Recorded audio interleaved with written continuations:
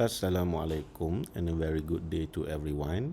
Welcome to my lecture for week 3 CMT3222 Digital Illustration. So the today's discussion is about basic in photo or image editing, where we want to compare and to do some comparison and contrast between basic digital photography editing and how the original raw photo can be differentiated between the edited photo, and why do we do care about how to use the raw file for photography, as well as when to use the compressed format file like JPEG, PNG, GIF, and so on. So the today's learning outcome would be distinguish at the end of the lessons. You should be able to distinguish between compressed and uncompressed image. And the second one is at the end of the lesson, you should be able to give example of image or photo editing features. So what is the definition of photo or image editing? The process, it is the process of altering image, whether they are digital photograph, traditional photo, chemical photograph, or illustrations. The photo imaging usually refers to the altering raster-based graphic, which comprise of tiny grid called pixels. For digital photo editing requires the use of graphic software programs such as Photoshop, PixArt, and as well as a few apps, mobile-based apps that famous like Instagram and so on. So whenever you are using the camera or your smartphone, we have some a few automatic image enhancements features that built in, whether in the hardware or the software in the devices. Okay, so for example, every single SLR mirrorless camera and has auto mode, which use sensor to make photo enhancements when we capture the photo.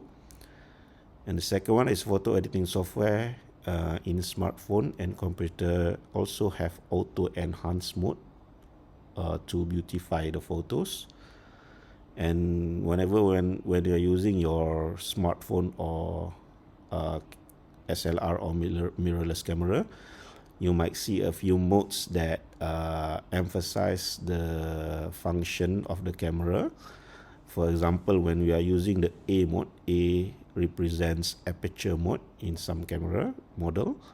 So whenever you are using the A mode, you can decide whatever aperture measurement that you want to use, and the camera will automatically adjust the shutter speed of the camera to get the best photo out from when the shutter is released.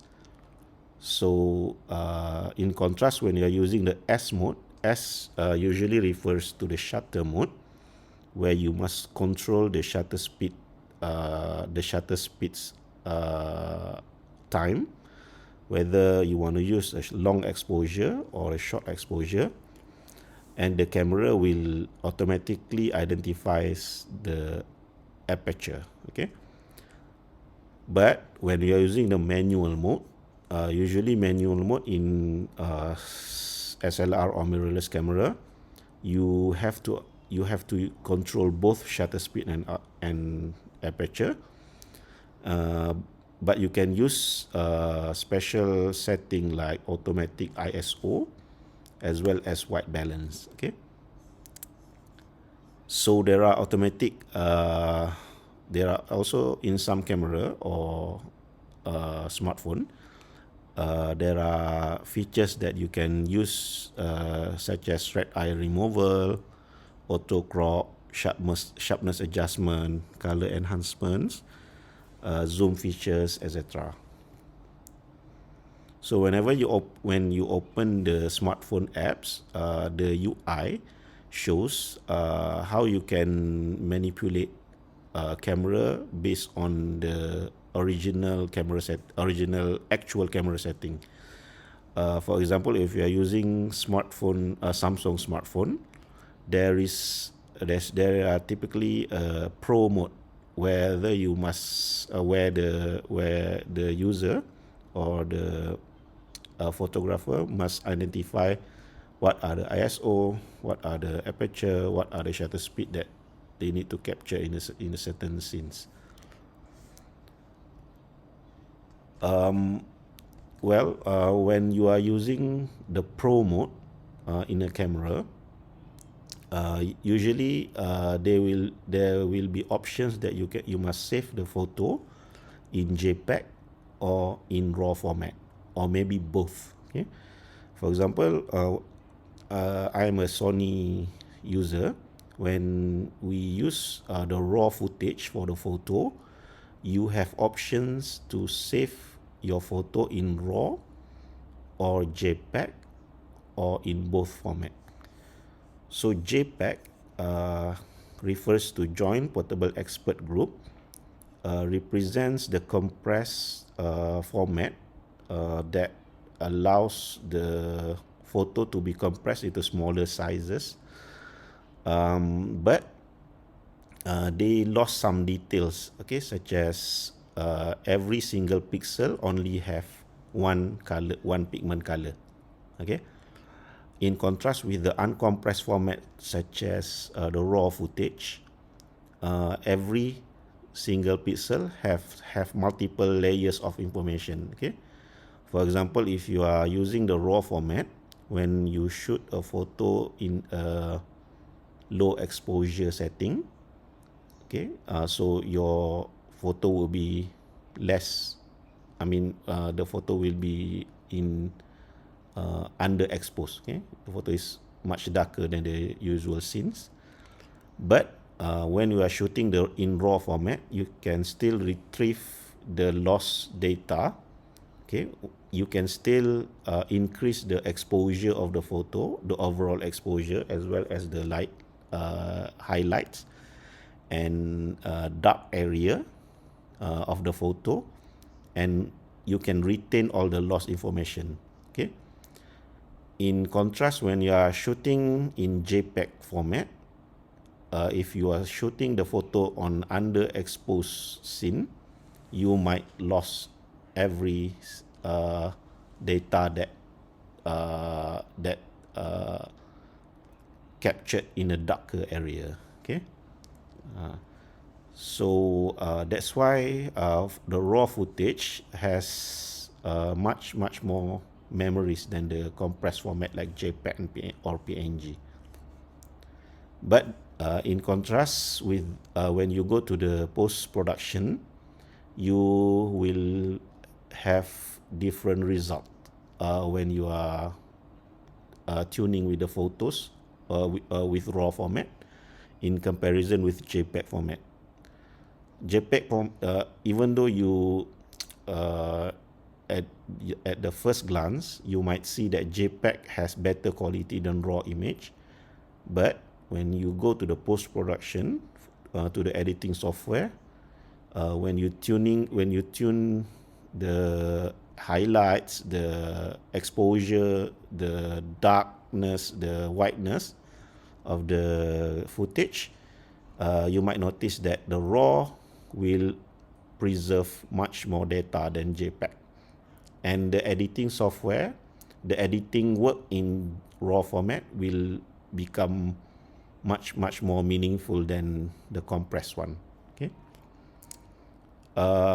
As you see in the footage, the RAW will retain more information than the JPEG, where you can see at the darker area, you still can see the underexposed object clearly. But in contrast with the JPEG, you cannot see the details at the darker area. Same goes with the place that have overexposed area. that have more lights. Okay, in JPEG you might lose some of the details at the brighter area, but in RAW you can still retain the details, okay, without losing much more information, much more pixels. So in conclusion, when you are using the RAW format, okay, basically there are less processing is applied, okay, or maybe no processing at all is applied at the camera when the shutter is released, okay, but the data or the raw image will store more data that you can easily edit in the post-production, and it gives you some flexibility in editing compared to the compressed image, okay. With the raw file, okay, you have complete control over white balance when editing the image, and you can also reduce more noises, okay, and the correction, the noise correction, the noise reduction of the photo can be much more effective than the compressed one, okay. In contrast with the JPEG, the camera is already processed the image into a compressed image. Therefore, you might lose some meaningful details from the photo, like the image at the overexposed area or underexposed area. But basically, the actual or the first result of after the shutter is released, your eyes might clearly see that JPEG has better quality than RAW. But when we go to the editing software, you can easily notice that the RAW format will retain much more information than the compressed format, okay. So these are some of the image editing features that a multimedia student should master. First one is cropping. Okay, cropping is basically cutting the edges of the photo to get the right composition of the image. Okay, basically when we crop an image, we want to make sure that the eye is focused to the subject of the image, and the composition is correct according to aesthetical value. For example, you want to make sure that your subject must be placed based on the 1/3 rule, rule of third, or maybe the golden section, okay, or maybe other composition like eye flows, the horizon, the framing, and so on. Okay, so that is the cropping features can offer to you. Okay, the second one is the image orientation, whether in most cases we want to make sure that the horizon of the scene is completely flat, okay, or purposely at the angle of 45 degree based on the context, but you want to make sure that when you edit the image orientation, you might try to get the right position of the horizon.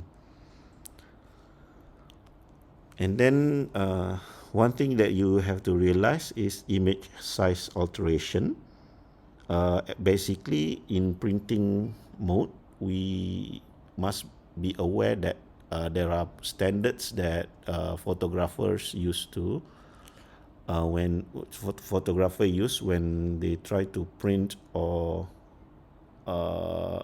get the digital photography to become analog printing. So you want to make sure that you know that the what are the size of R1, R2, R4, and so on and so forth. And you have to consider what are the resolution of the photo. For example, if the footage was shot in a full frame sensor that has like 4K resolution, okay, you might print the photo in a bigger size. Okay, in contrast, when you are shooting a photo with low megapixel and you are shooting with the less compressed, the smaller sensor, you might not want to print the image into a bigger size because the image will surely become pixelated. Okay, so beware on the size. When you're using the camera, make sure you are choosing the right size. Basically, it's not a small size. Okay, the next one is lens correction, perspective control, and distortion. Okay, lens correction is for some camera, they have some distortion effect, like when you're shooting in a fisheye lens or in the GoPro device. Okay, your footage or your image might have some distortion image like fisheye image. Okay, those distortion can be corrected by using the features in the Photoshop, okay, called filter image lens correction. Okay, so in lens correction you can reduce the fisheye effect of the image. Okay, as well as the perspective control, you want to make sure that you have the correct perspective of the image. Okay, the lens correction also can correct the perspective of your image, especially when you're shooting in a 2-point perspective or 3-point perspective, and try to get the right perspective. Okay, for example, the pillars of the building, okay, should have perpendicular angle with the ground. Okay, and should be straight up to the sky. Okay, from ground to the sky. Okay, especially when you're shooting from the far distance. The next one is contrast and brightening. Contrast is you adjust the white value, the amount or the distance amount between white and blacks in the photo. Okay, the bigger the contrast, the higher the definition between darker and what do we call the brighter area. Okay, but brightness is the whole amount of the whiteness and blackness of the image. Okay, when you increase the brightness, the whole pixel or the whole footage will become more brighter. Okay, the next one is histogram. Basically, a good histogram is at the center like this. Okay, the correct exposure where the pixel image is completely at the gray area like this. Okay, so if your histogram graph is distorted, or maybe not distorted, is tend to be at the left side. Okay, you have the underexposed footage. But if the histogram graph is tend to be at the right side of the footage or the right side of the graph, you might have the overexposed footage. Okay, so when you use the camera, you can turn on the histogram, and you want to make sure that most of the pixels is completely at the gray area. Okay, to get the right exposure. Okay, and you want to make sure that you shoot your footage in a raw format, and this will assure you that you can get the best of the footage, because you can manipulate all the pixel information in the post-production process. Okay, these are some, but there are some there are some guidelines that you can use. Okay, sometimes you might use the low exposure histogram like this one in order to take a dark portrait, okay, a studio portrait that shot in the darker area, okay, and sometimes you might need a right right-handed histogram, whether you wanna produce a portrait photo that has overexposed features to increase the warmth of the object. Okay, so in most cases of the scenery subject, you might want to make sure that the histogram is at the center.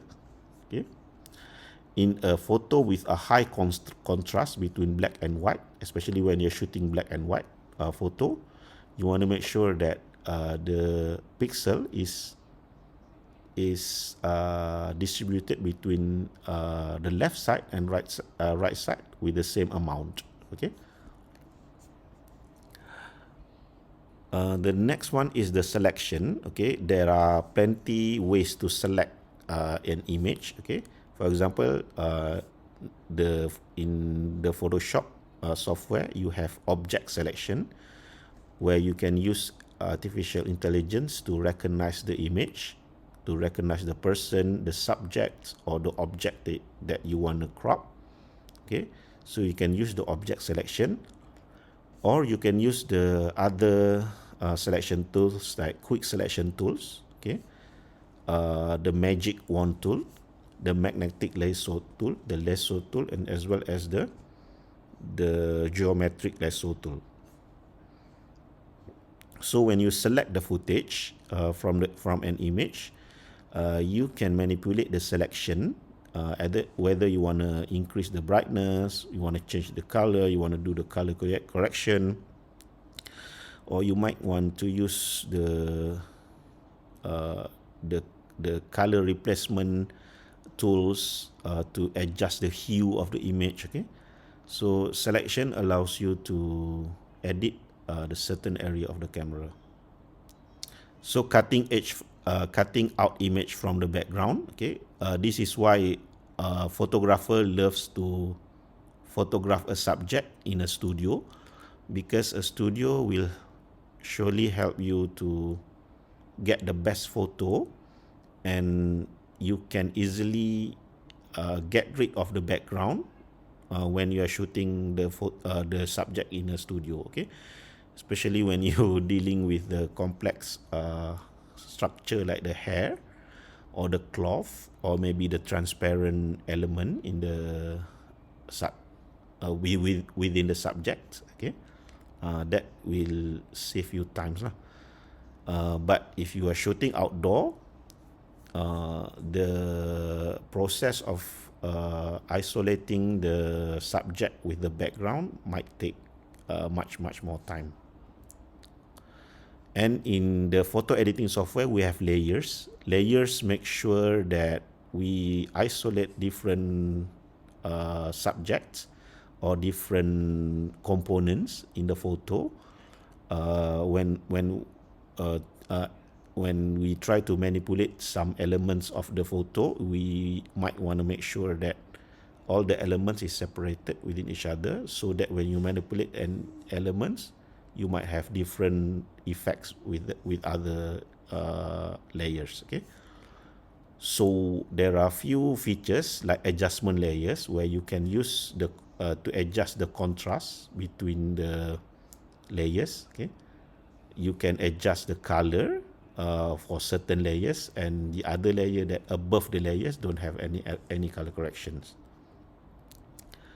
Noise reduction, basically this is very useful features in photo editing, especially when you are shooting with the over ISO. Okay, when you increase the sensitivity of the sensor, you might facing some noise. Your photo might have much more noise when you're shooting in the higher ISO, because the higher the ISO, the more sensitive the sensor to the lights, hence makes the photo has more noises. Okay, sharpening and softening, when you have a blur image, or maybe especially at the place like the face, the focus area of a zoom. Okay, you might want to make sure that the image is clearly sharpened. Okay, so the sharpening and softening helps you to focus the image much more effective. Removal of unwanted element. Okay, there are a few tools that that allows you to use this. We will go further in the tutorial class at week 4. But by removing elements that you don't want to be appear in the subject or in the photo, will enhance the quality of the photo itself. Color adjustment. So there are 3 main parts of color adjustment. The first one is hue. Hue is the color environment. Okay. The second one is the saturation. Saturation is the amount of the color itself, whether the color is the strongest or at the lowest. The lowest amount of the color makes the photo less saturated. Okay. And lastly, we have brightness, or in some photo they call it values. Okay, in some photo editor software they call it values. So values or brightness is the amount of white and blacks in the photo. So when your photo have the white have more white color, so it represent the brighter images. And when the photos have less white, in other words have more blacks, then the photos might fell into the less brightness category. Okay, so I think that's all for the lecture. So hopefully in the tutorial class we will explore more on the photo editing features after this. But for this week we will continue with the features of Illustrator. Only next week we can move to the Photoshop, the basic tools in Photoshop. I will do a short photography video for the 3 tutorial session, and hopefully you guys can watch the video after this. But before that, I would like to share the attendance of the class. Okay, this one is the lecture attendance, so you can scan it using your Cinemo apps. Okay, that's all for today. Thank you for listening. All the best. Assalamualaikum warahmatullahi wabarakatuh.